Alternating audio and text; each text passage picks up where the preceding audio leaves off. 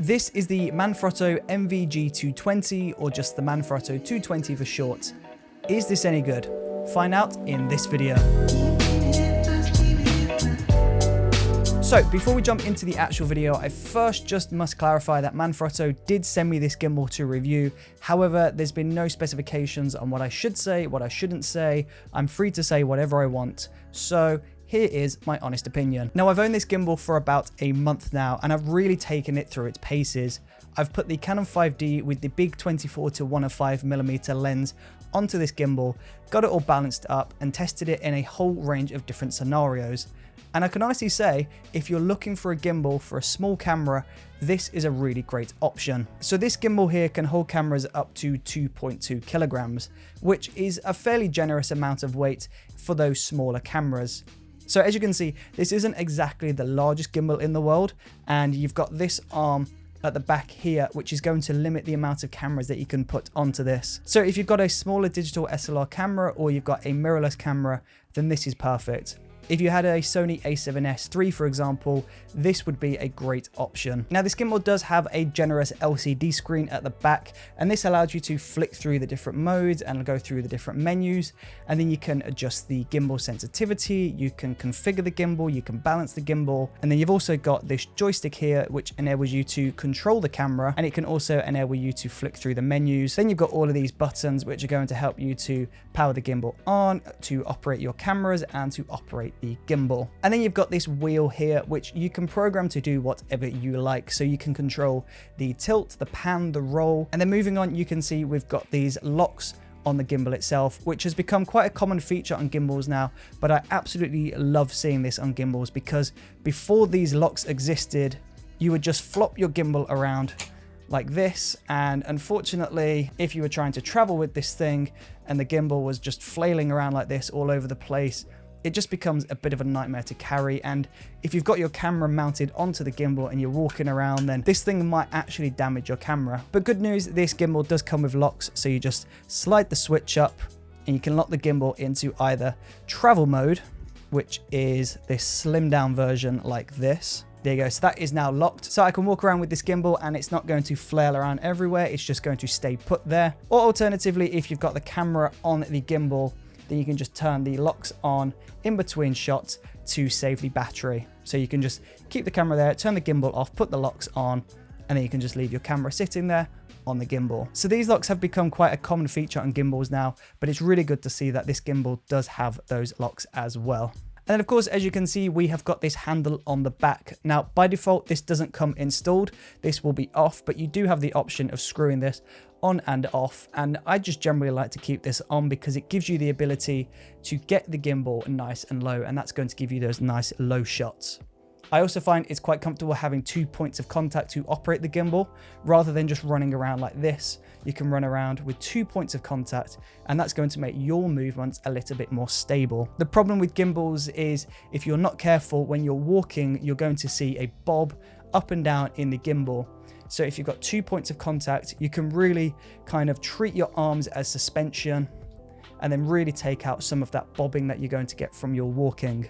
That's a feature that I really love because it gives you those low shots and it also gives you that increased stability. And then of course, all of the batteries are in the gimbal itself. So you can see you can't actually take these batteries out. It's all internal, which means you can just charge this on the go with a USB-C cable and you're good to go. You don't have to worry about popping batteries in and out. You just charge this up from the mains or with the battery power and you're good to go. Now, as you can see, I've just taken these feet off, and down here we've got 2 mounting points. So we've got our standard quarter mounting hole, and then we've got a larger one as well. And this is really awesome because you can mount a boom arm onto this so that you can get some really nice dynamic shots with the gimbal up in the air.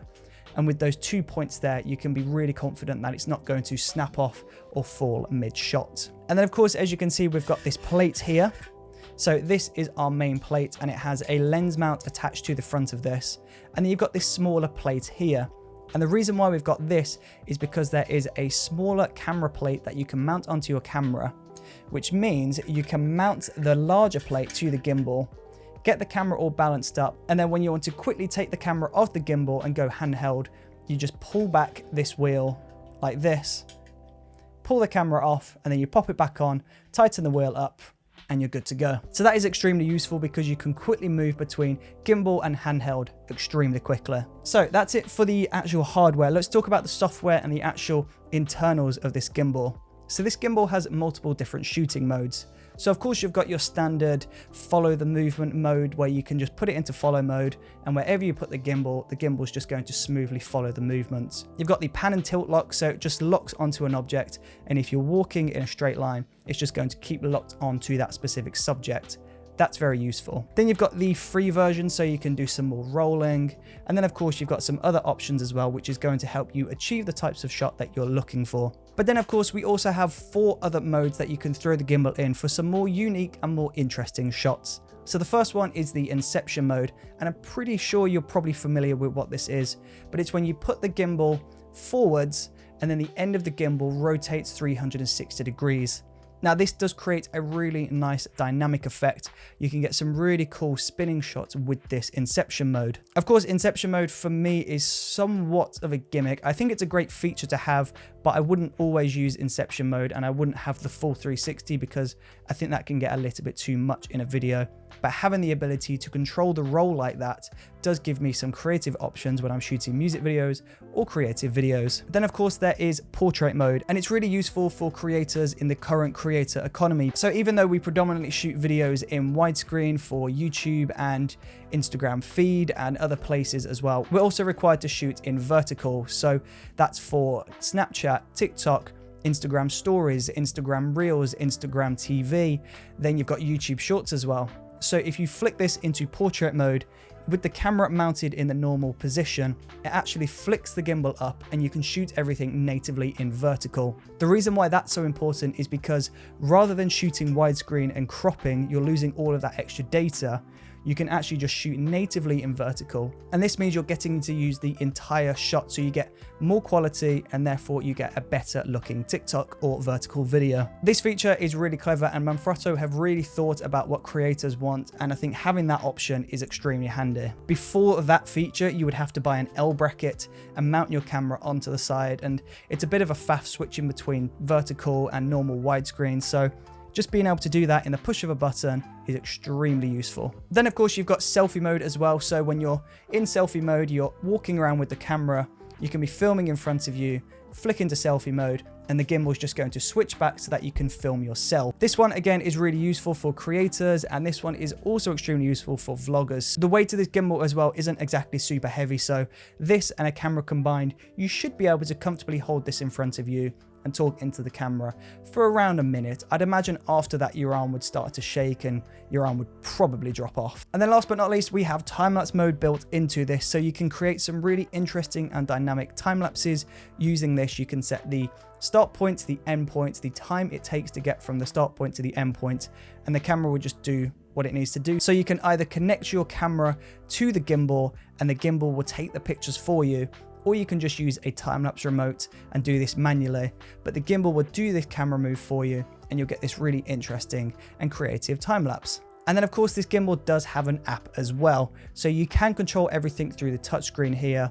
But if you wanted to connect your camera to the gimbal, or if you wanted to adjust some of the settings on your phone, then you can do that because there is an app for this gimbal. And now, of course, the most important thing about this gimbal, you've got all of these features, but the most important thing is, does it create smooth shots?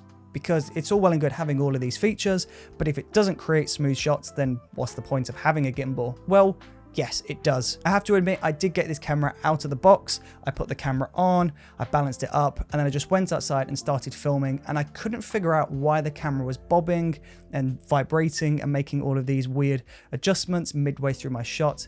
But then I realized I forgot to calibrate the gimbal. But once I calibrated this gimbal, the difference was just night and day. The shots that I was able to capture looked really beautiful. They looked really smooth, really nice, and the gimbal was really responsive to my movements. I always find the problem with gimbals is the movement can look a little bit electronic at times, but this somehow manages to look a little bit more organic and a bit more like a Steadicam or a glide cam.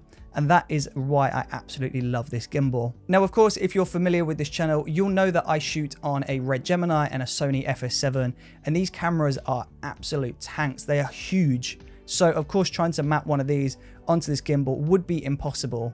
But if I just need to grab a few quick shots, I can throw my Canon 5D onto there, or I can throw a Sony a7S, which I do plan on getting in the future, onto this thing to allow me more flexibility and quicker shots rather than having to power up the red on my big gimbal every single time. So even though I might not be using this on every single project, this gimbal definitely has a place in my kit list because it allows me to use smaller equipment, and therefore I have more ease and more flexibility when it comes to shooting pickup shots moving forward. Now you're probably wondering, how much does this gimbal cost and how does it compare to the price of other gimbals? Well, this is around £300, which I think is fairly competitive, to be fair. If you've got a smaller camera and you're looking for a great gimbal, then I would seriously recommend the Manfrotto 220 because this does create some really beautiful results. And there you go. Like I mentioned in the start of this video, Manfrotto did send me this gimbal to review and talk about, but there were no requirements. I didn't have to say anything in particular. So my honest general feeling and thoughts about this gimbal is, if you've got a smaller camera like a mirrorless camera or a small digital SLR camera, then this is a great option. If you're looking for a gimbal, then this one is definitely worth looking at. Of course, do your own research. I'm not going to tell you to get this. You've got to do your own research, read articles, look at other videos, look at some test footage. Of course, do all of your research before you spend your hard-earned money on a gimbal. But if I was looking for a gimbal of this size, then I would definitely consider getting this for my productions. And there you go. Thank you ever so much for watching this video. I really do appreciate your support, and hopefully I will see you on the next video. See you there.